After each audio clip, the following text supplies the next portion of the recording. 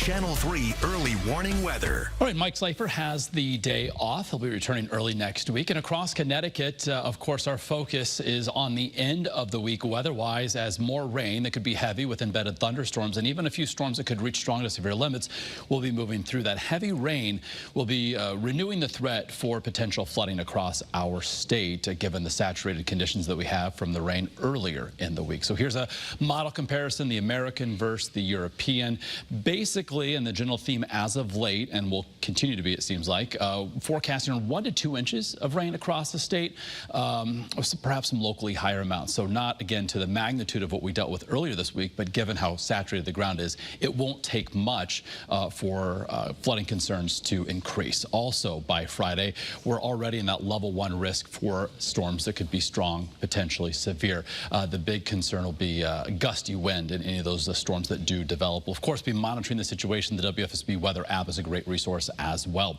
So our iCam view from Torrington over the Litchfield Hills showing a lot of blue sky, just some scattered clouds out there, a little bit more in the way of cloud cover from our iCam view in stores. A nice afternoon underway along the shoreline. If you're perhaps beating the heat by spending time at area beaches, even along the shoreline right now, we have temperatures between 85 and 90 inland, dependent upon your location, certainly well into the upper 80s, if not even touching the 90-degree mark.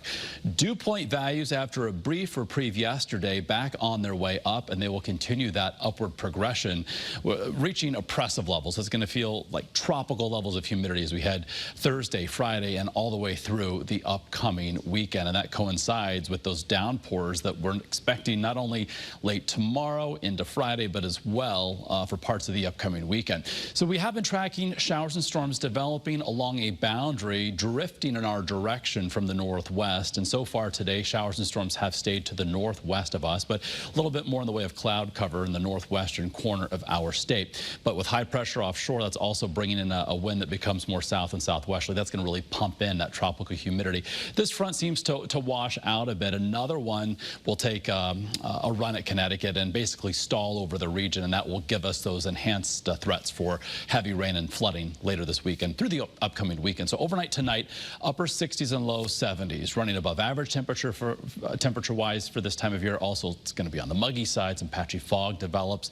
Tomorrow, after that morning fog burns off, we'll see some sunshine. And during the afternoon, like today, maybe an isolated shower or storm here within our state, but the best chance for rain and storms tomorrow, again, to the west and northwest of Connecticut. Temperatures tomorrow could reach or exceed the 90-degree mark inland, mid and upper 80s at the shoreline. But because we did not touch 90 yesterday, we're not going to see 3 consecutive days 90 or higher. So our second heat wave of the year, not in the cards for us. Here's a look at Futurecast tomorrow night into early Friday. You can see the rounds of rain as we head into Friday afternoon and Friday evening as well. So we'll be monitoring. This is not going to be raining all the time, but again, those downpours, because they could be heavy, leading to the level 2 risk here on the excessive rain outlook for Friday. So for the upcoming weekend, isolated storms possible Saturday, Sunday looking a bit more unsettled with scattered showers and storms. Overnight lows remain in the low 70s. Shoreline highs this weekend mid 80s.